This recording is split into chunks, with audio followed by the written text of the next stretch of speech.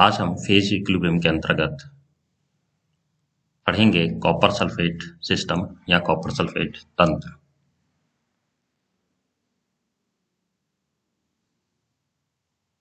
Copper sulphate में हमने भार प्रतिशत एवं दाब के मध्य फेज डायग्राम या प्रावस्था आरेख बनाया है। दाब से हमारा यहाँ मतलब है वाष्प दाब से।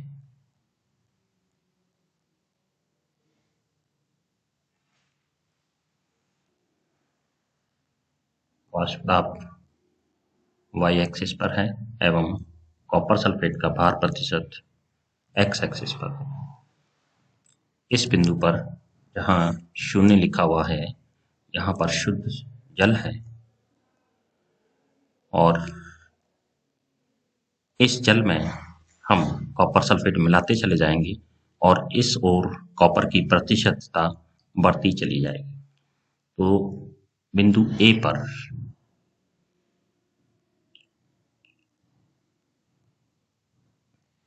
बिंदु ए जो यहाँ दर्शाया गया है जल के वाष्प दाब को दर्शाता है।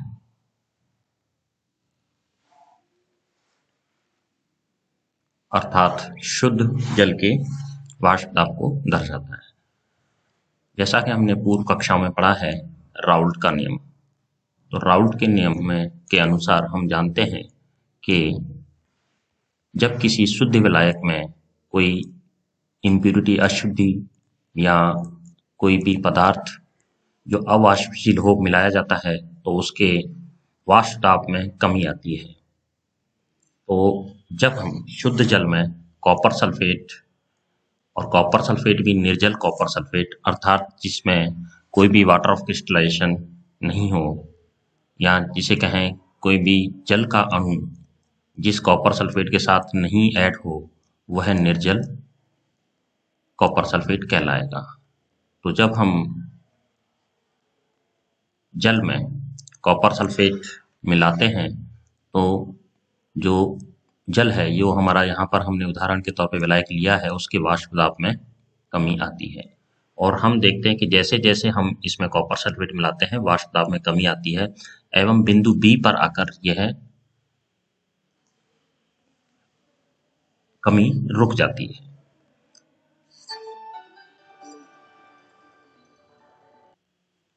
बिंदु बी पर विलयन जो है संतृप्त हो जाता है या यूं कहें कि जो निर्जल कॉपर सल्फेट था जल के साथ वह कॉपर सल्फेट पेंट्राहाइड्रेट का निर्माण करता है। अर्थात यह विलयन जो बिंदु बी पर है कॉपर सल्फेट पेंट्राहाइड्रेट से संतृप्त हो जाता है।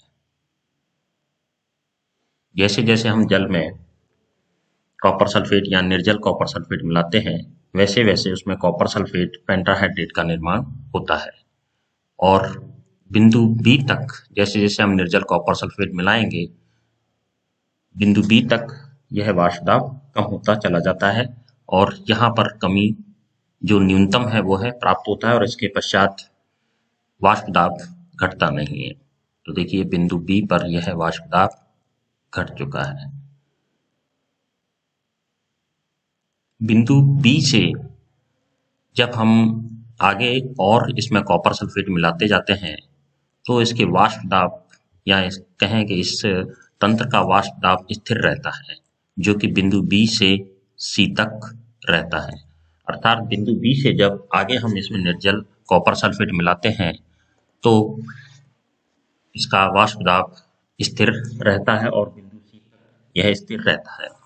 जैसे ही ये बिंदु सी पर पहुंचेगा उसके पश्चात इसके वाष्प दाब में कमी आएगी। तो जब हम बिंदु सी पर पहुंचते हैं तो हम देखते हैं कि हमारे पास यहाँ पर 3 प्रावस्थाएं हो चुकी हैं। बिंदु सी के नीचे ठोस कॉपर सल्फेट पेंट्राहाइड्रेट सेपरेट होना या अलग होना स्टार्ट हो जाता है। तो देखिए सबसे पहले वाष्प हमारे पास यहाँ है, दूसरा विलयन है और तीसरा हमारे पास कॉपर सल्फेट पेंटाहाइड्रेट जो कि ठोस रूप में है वह है, अर्थात बिंदु सी पर हमारे पास तीन प्रावस्थाएं हैं। हमारे पास तीन प्रावस्थाएं हैं। तो जब हम बी से सी की ओर अग्रसर होते हैं तो देखते हैं कि यहाँ तंत्र का डिग्री ऑफ फ्रीडम जो है, स्वतंत्रता की कोटि 0 आता है, अर्थात इस यहाँ से यहाँ तक तंत्र अचर।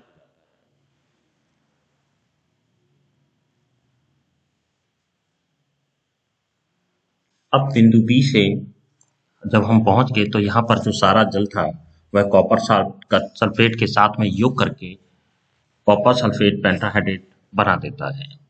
और इसके आगे जब हम जैसे ही और निर्जल कॉपर सल्फेट डालेंगे तो वाष्प दाब तुरंत घटने लग जाएगा और बिंदु डी तक घटेगा, अर्थात वाष्प दाब में पहली कमी ए से लेकर के बी तक हुई थी और सी पर जब हम सी बिंदु से आगे जैसे ही निर्जल कॉपर सल्फेट इसमें डालते हैं तो पुनः यह वाष्प दाब में कमी को दर्शाता है और यह कमी बिंदु डी तक बढ़ती रहती है, अर्थात डी पर न्यूनतम दाब 7.85 mm ऑफ Hg हो जाता है।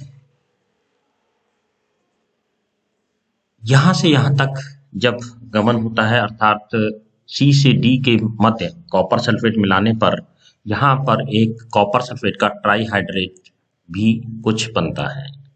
तो देखिए बी से सी के मध्य कॉपर सल्फेट का एक ट्राईहाइड्रेट निर्माण शुरू हो जाता है।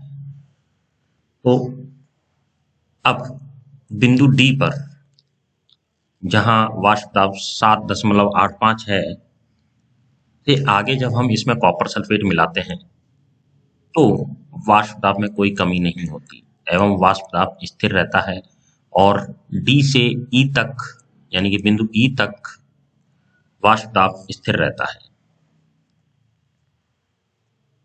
जो वक्र डीई है, यहाँ तंत्र पुनः जो है डिग्री ऑफ फ्रीडम देखिए यहाँ पर हो जाएगा 1, यानी कि तंत्र हो गया मोनोवेरिएंट या एक चर। जब हम बिंदु डी से कॉपर सल्फेट इसमें मिलाना शुरू करते हैं तो ई तक पहुंचता है और ई पर जो है कॉपर सल्फेट ट्राईहाइड्रेट में कन्वर्ट होकर जाता है और बिंदु ई पर केवल ट्राईहाइड्रेट रहेगा। अब बिंदु ई से जैसे ही हम आगे निर्जल कॉपर सल्फेट डालेंगे तो फिर से पुनः वाष्प दाब में कमी होगी जो 7.85 से घटकर 4.32 mm ऑफ Hg रह जाएगा और यहाँ कुछ मात्रा में कॉपर सल्फेट हाइड्रेट का निर्माण होगा। वक्र Fg देखिए, अब इसके आगे जब हम और कॉपर सल्फेट या निर्जल कॉपर सल्फेट मिलाएंगे तो वाष्प दाब में कमी जो है वह नहीं होगी, अर्थात वाष्प दाब स्थिर हो जाएगा एवं तंत्र F बिंदु से G तक बिना वाष्प दाब में कमी के पहुंच जाएगा और बिंदु G पर केवल तंत्र में मोनोहाइड्रेट है या कॉपर सल्फेट हाइड्रेट है। तो जैसे ही हम इसमें और एक्स्ट्रा कॉपर सल्फेट डालेंगे तो तंत्र बिंदु H पर पहुंच जाएगा जहां वाष्प दाब में फिर से कमी दर्शाई है और यहां पर वाष्प दाब हो जाएगा 0.0019 mm ऑफ Hg और यहां से आगे निर्जल कॉपर सल्फेट पुनः सेपरेट होना स्टार्ट हो जाएगा और बिंदु I पर हमें कॉपर सल्फेट ही मिलेगा, अर्थात पूर्णतः कॉपर सल्फेट पृथक हो जाएगा।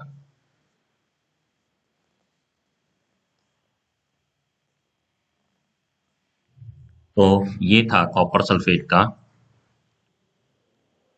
तंत्र।